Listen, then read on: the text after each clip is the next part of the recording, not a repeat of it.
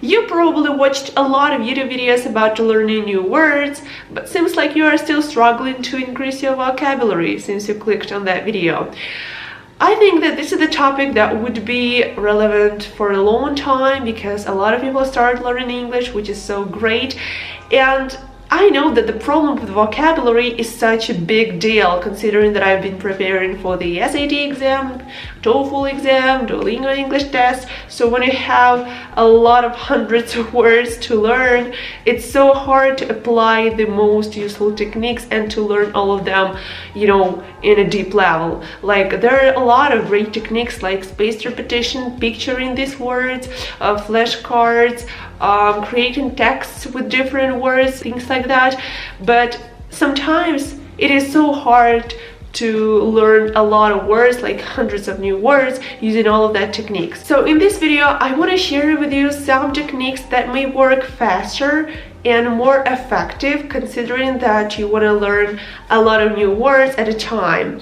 And at the end of this video, I would share some relevant information for people who do not prepare for the exams and just try to improve their English. So keep watching this video up to the very end and let's get into it. Why do we actually forget new vocabulary?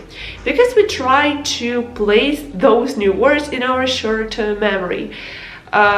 That doesn't last for a long time, right? So our main task is to take those words from our short-term memory and put it into the long-term memory. How to do that, we're gonna talk in a couple of seconds, but firstly you need to remember this famous quote: give me 6 hours to chop down the tree, I'm gonna spend 4 hours to sharpen the axe. Meaning that firstly you need to understand in all details those techniques that I'm about to tell you, and then you can successfully apply them to improve your vocabulary. So let's begin. The first technique, sound associations.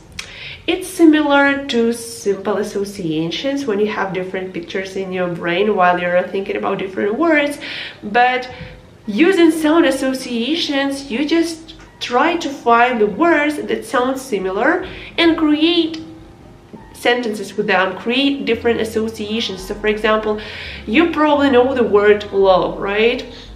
You can use the word that sounds similar, like dove. So dove, this is the bird that kind of symbolizes love in different cultures. So you can easily create the sentence like dove represents love. And having that little association, you would probably remember the word dove.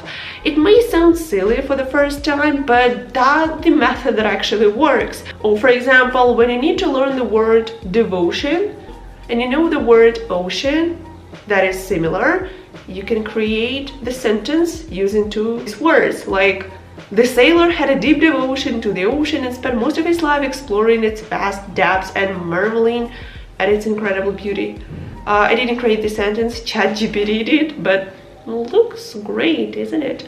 So yeah, here it is. You just need to find words that sound similar. Moreover, you can use sound associations from your own native language and find similar words in your native language and in English language.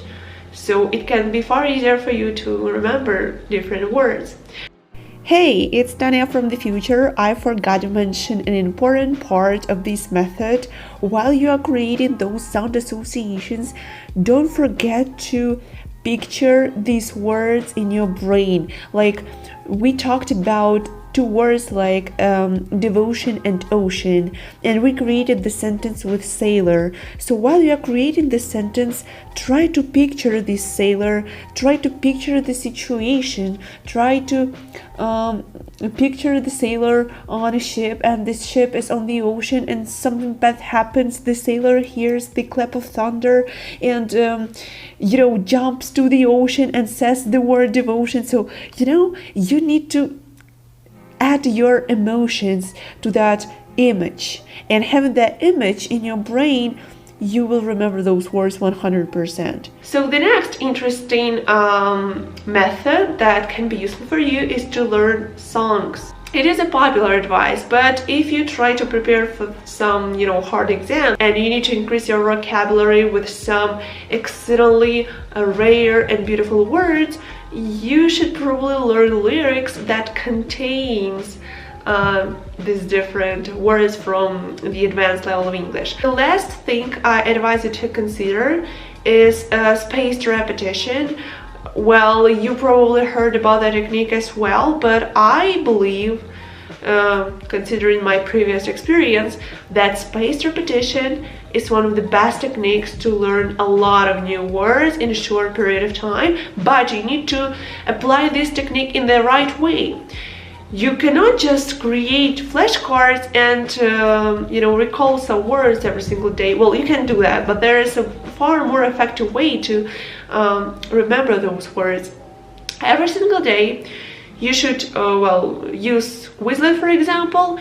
You need to come back to your set of different words and go through 10 or 20, depends on how words you need to learn, words, and create sentences with them. So not only try to guess the meaning of this word from the card, but also create the sentence with this word.